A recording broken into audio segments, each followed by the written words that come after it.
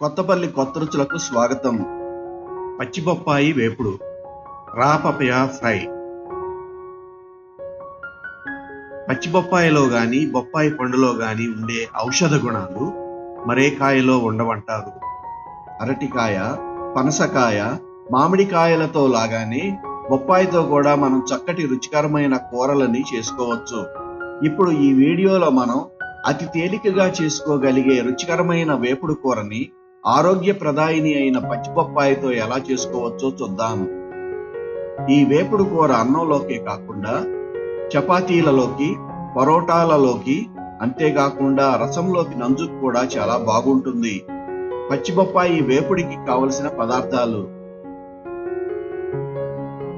పచ్చి బొప్పాయి 600 నుండి 700 గ్రాములు తూగే కాయ, ధనియాలు 2 టీ స్పూన్లు, వెల్లుల్లి రెబ్బలు 6 లేక 7, ఉప్పు రుచికి సరిపడినంత, కూరకారం 2 టీ స్పూన్లు, పసుపు చిటికెడు, వంట నూనె 3 లేదా 4 గరిటెలు, పచ్చిశనగపప్పు 2 టీ స్పూన్లు, మినపగుళ్ళు 2 టీ స్పూన్లు, ఆవాలు 1 టీ స్పూను, ఎండుమిర్చి 4, కరివేపాకు 2 రెమ్మలు.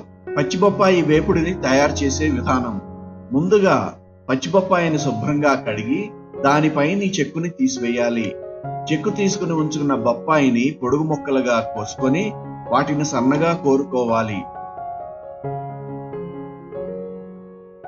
ఇప్పుడు బాణలిలో ధనియాలను వేసి నూనె లేకుండా వాటిని దోరగా వేయించుకోవాలి.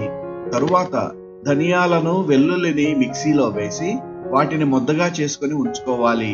ఇప్పుడు పొయ్యి మీద బాణలిని పెట్టి అందులో నూనెని పోసి, నూనె వేడెక్కిన తరువాత అందులో పచ్చిశనగపప్పు, ఆవాలు, మినపగుళ్ళు వేసి అవి చిటపటలాడాక ఎండుమిర్చిని కూడా వేసి వాటిని 1 నిమిషం పాటు దోరగా వేగనివ్వాలి. ఇప్పుడు బాణలిలో పచ్చిబొప్పాయి కూరును, రుచికి సరిపడా ఉప్పును, చిటికెడు పసుపును, ఆ తరువాత కరివేపాకును వేసి బొప్పాయి కూరని అడుగంటకుండా మధ్య మధ్యలో కలియబెడుతూ దాని పచ్చివాసన పోయేంత వరకు బాగా వేగనివ్వాలి. పచ్చి బొప్పాయి కూర పచ్చివాసన పోయి చక్కగా వేగిన తరువాత ఇప్పుడు వేగిన బొప్పాయి కూరలో కారాన్ని, ఆ తరువాత మిక్సీ వేసి ఉంచుకున్న ధనియాలు, వెల్లుల్లి ముద్దని వేసి వాటిని బాగా కలుపుకోవాలి. చివరగా కూరలో ఉప్పును సరిచూసుకొని మరి 2 నిమిషాల పాటు కూరని వేయించి స్టవ్ని ఆఫ్ చేయాలి. అంతే, గుమగుమలాడే రుచికరమైన పచ్చిబొప్పాయి వేపుడు తయారు. మా పచ్చిబొప్పాయితో వేపుడు కూర వీడియోని వీక్షించినందుకు ధన్యవాదాలు.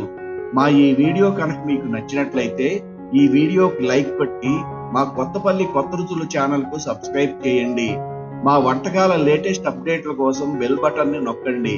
అంతేకాకుండా మీ స్నేహితులకు, బంధువులకు మా ఛానల్ లింకును షేర్ చేయండి.